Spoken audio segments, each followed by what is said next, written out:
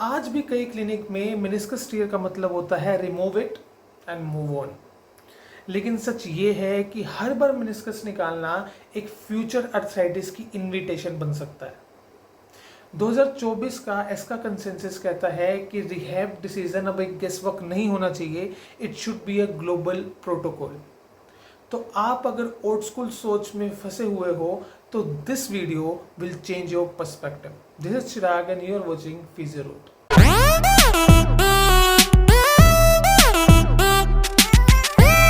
एस्का ने कंसेंसस बनाए क्योंकि rehab protocol surgeon to surgeon, clinic to clinic और इवन कॉन्टिनेंट टू कॉन्टिनेंट भी डिफरेंट थे।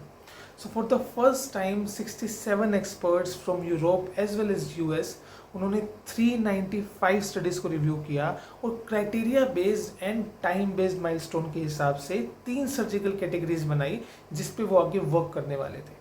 तो partial meniscectomy, meniscus repair and meniscus transplant, allograft, इन तीनों पे स्टडी हुआ।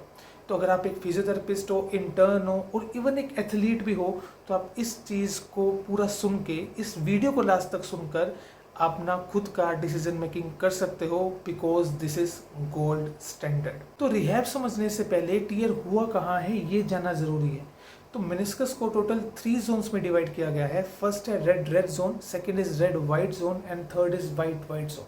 अगर हम रेड की जोन की बात करते हैं तो red zone is the outer part of the meniscus, जहाँ पर सबसे अच्छी ब्लड सप्लाई होती है और उसके रिपेयर के चांसेस भी सबसे ज़्यादा होते हैं।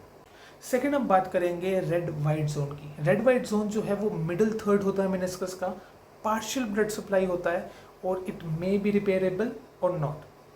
थर्ड हम बात करते हैं वाइट जोन की। इनर थर्ड होता है, कोई ब्लड सप्लाई नहीं होता, इसलिए पुअर हीलिंग भी थर्ड में ही होती है और इसी वजह से रिकरेंस जो होता है मेनिस्कस टीयर का इस रीजन में होने की वजह से भी होता है। एक छोटा सा रोड मैप मैं आपके साथ शेयर करना चाहूँगा कि मैं आपको कहाँ से कहाँ तक ले जाना चाहता हूँ, ठीक है। फर्स्टली हमने देखा कि मेनिस्कस, उसकी एनाटमी, उसका फंक्शन, हमें ये पता है कि मेनिस्कस में जोन्स होते हैं। जो आउटर जोन होता है उसमें ब्लड सप्लाई अच्छी होती है जिसकी वजह से उसका जो हीलिंग पोटेंशियल है वो बहुत अच्छा होता है, और जो इनर जोन है उसमें ब्लड सप्लाई कम होती है। अब ब्लड सप्लाई कम है तो जो हीलिंग पोटेंशियल है वो भी कम होगा। एनाटमी समझने के बाद एस्का ने क्या किया कि सर्जन का डिसीजन मेकिंग पे उन्होंने बात की कि फॉर एग्जांपल अगर रेड और रेड वाइट जोन में है तो इस टाइप की सर्जरी सबसे बेस्ट रहेगी। अगर कॉम्प्लेक्स टीयर है, रेडियल टीयर है, फ्लैप टीयर है तो इस टाइप की सर्जरी अच्छी रहेगी। अब सर्जरी हुई नहीं है, this is decision making, this is surgical decision making कि अगर ऐसे टाइप का पेशेंट आया तो हम ये करेंगे। अब उससे अगली चीज़ जो हमारे लिए सबसे इम्पोर्टेंट होगी, हम वो बात करेंगे कि ये सर्जरी हो चुकी है, अब हम कौन सा मतलब एस्का के द्वारा जो दिया गया जो रिहैब प्रोटोकॉल है हम वो देंगे, ठीक है। तो ये चीज़ हमें करनी है, हमें वहाँ तक जाना है। अभी हम सर्जिकल डिसीजन मेकिंग पे है, समझ आ गया। चले आगे चलो।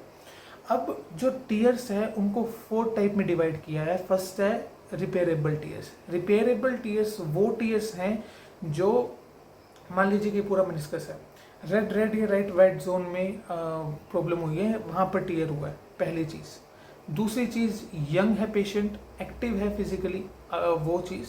तीसरी चीज़ जो टीयर है वो लॉन्गिट्यूडनल हुआ है, अलोंग द कोलेजन फाइबर हुआ है। ये तीनों चीज़ें अगर होंगी, क्योंकि अगर रेड या रेड वाइट जोन में है तो पोटेंशियल अच्छा हीलिंग का। सेकंड, पेशेंट यंग है तो ब्लड सप्लाई भी अच्छी होगी। तीसरी चीज़, अगर कोलेजन फाइबर अलाइंड उसी तरीके से हैं जिस तरीके से फर्दर कोलेजन फाइबर्स है, तो ये 3 चीज़ें अगर मिली तो हम करवाएंगे रिपेयरेबल टीयर्स जिनका हीलिंग पोटेंशियल बहुत अच्छा होता है। और ऐसे टीयर जब होंगे तब हम करवाएंगे surgery meniscus repair with suture. Second हम बात करते हैं डिजेनरेटिव या फिर कॉम्प्लेक्स टीयर्स की। हॉरिजॉन्टल, फ्लैप या रेडियल टीयर्स तीनों इसके अंदर ही आते हैं और जनरली ओल्ड एज ग्रुप्स में डिजेनरेटिव टीयर्स बहुत कॉमन होते हैं।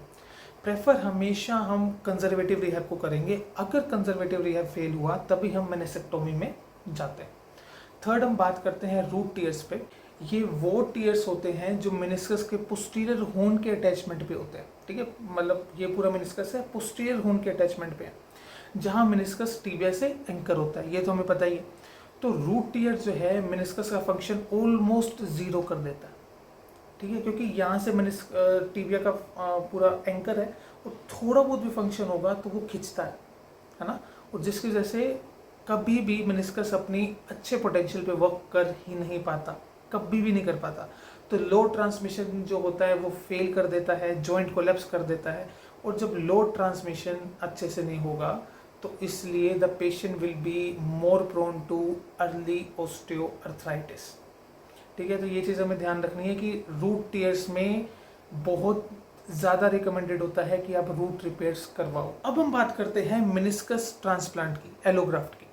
तो ये ऑप्शन तब कंसिडर होता है जब मेनिस्कस पहले से ही रिमूव हो चुका हो, जब पेशेंट यंग हो, जब पेशेंट का डिजेनरेशन स्टार्ट हो गया हो अर्ली स्टेज में है, या फिर पेशेंट और सर्जन का गोल है टोटल नी रिप्लेसमेंट को प्रिवेंट करना या अवॉइड करना।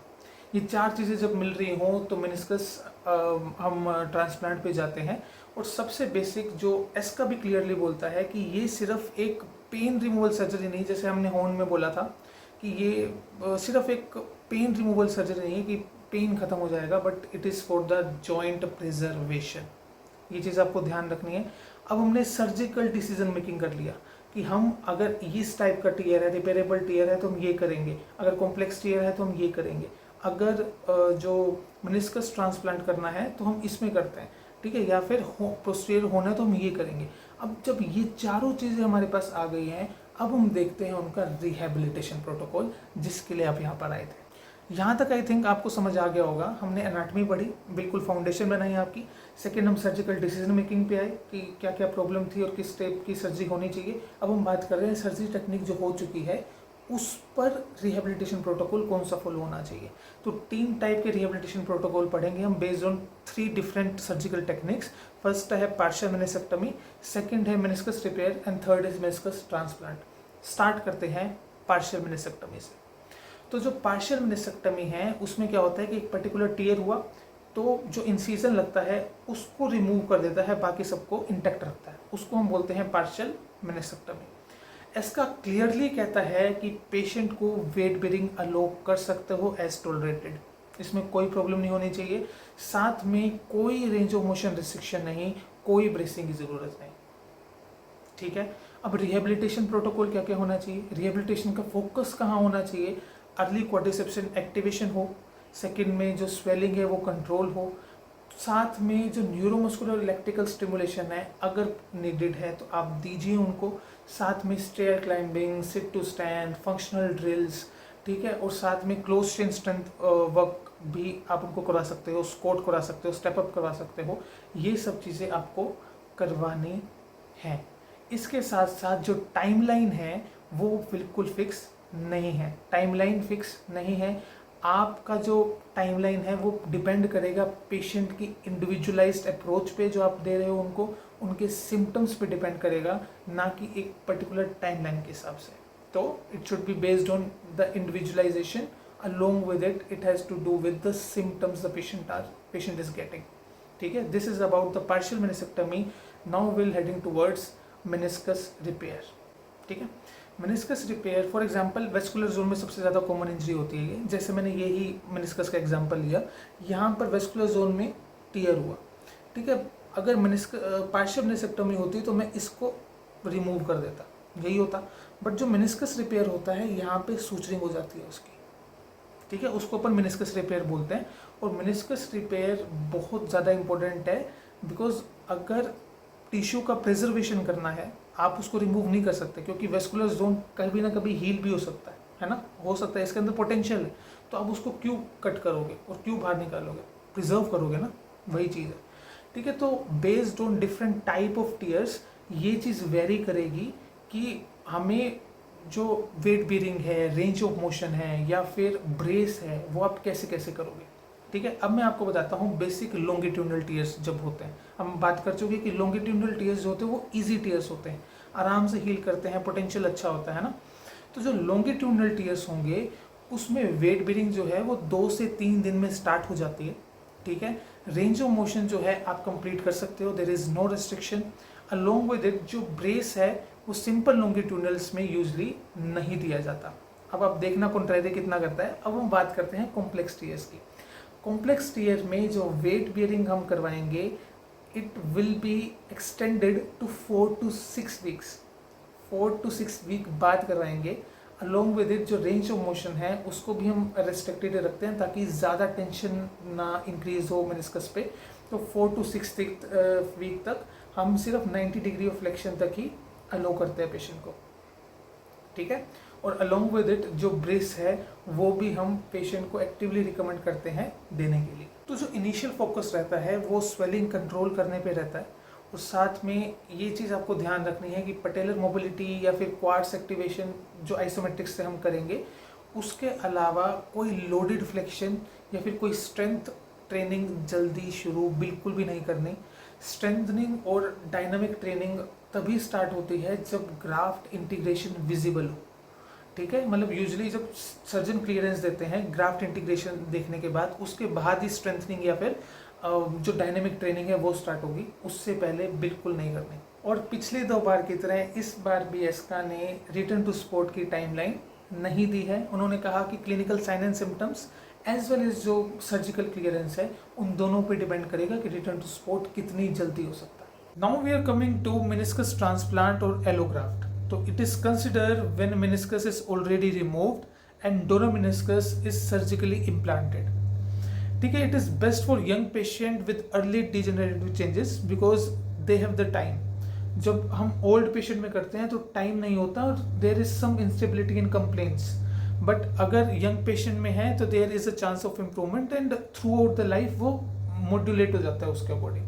तो इसलिए यंग पेशेंट में इसको ज़्यादा करते हैं. अब हम बात करते हैं रिहेबिलिटेशन प्रोटोकॉल की. मेनिस्कस ट्रांसप्लांट के रिहेबिलिटेशन प्रोटोकॉल में आपको बहुत इंपॉर्टेंट चीज़ें ध्यान रखनी है. पहली एंड सबसे इम्पोर्टेंट कि नॉन वेट बेयरिंग रहेगा for first 6 weeks. Non weight bearing for first 6 weeks and gradually आप फिर वेट बेयर करवाओगे नेक्स्ट 2 to 4 वीक्स के अंदर. ठीक है. और जो फ्लेक्शन रेज थी वो भी आपको ध्यान रखनी है कि 90 तक ही लिमिटेड रखते हैं बिकॉज ज़्यादा फ्लेक्शन करवाया तो it can cause injury also specially during the initial phase. तो फर्स्ट 4 to 6 वीक्स में फ्लेक्शन लिमिटेड रेंज 90 तक ही रहती है. उससे आगे आपको नहीं लेकर जाना. इससे अलग चीज़ जो है और इम्पोर्टेंट चीज़ है कि hinge knee brace required early. इसमें ब्रेसिंग बहुत ज़्यादा इंपॉर्टेंट है विच लोक्स नी इन एक्सटेंशन. अब अगर नी एक्सटेंशन में रहेगी तो ज़्यादा बेंड नहीं होगी तो मेनिस्कस पर लोड कम आएगा और यही हम चाहते हैं इनिशियल फेजेस के अंदर भी. Rehabilitation begins with the same quadriceps reactivation and patellar mobility.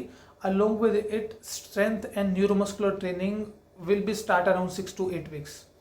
And just आपको जो कुछ चीज़ें ध्यान रखनी है कि आपको अवॉइड करना है डीप फ्लेक्शन. डीप फ्लेक्शन के अलावा पिविटिंग हो गया या फिर इम्पैक्ट हो गया, कोई भी सडन इम्पैक्ट वो आपको अवॉइड करना है. और सबसे important rehab should be built on tear classification, surgical plan as well as surgeon feedback. ये तीनों चीज़ें ही हमारे लिए इम्पोर्टेंट हैं. एंड अगर आपको ये वीडियो पसंद आई हो तो लाइक करें, कमेंट करें, शेयर कीजिए इस वीडियो को जितना ज़्यादा हो सकता है और सब्सक्राइब करना तो बिल्कुल मत भूलें. This is Chirag signing off from physiology.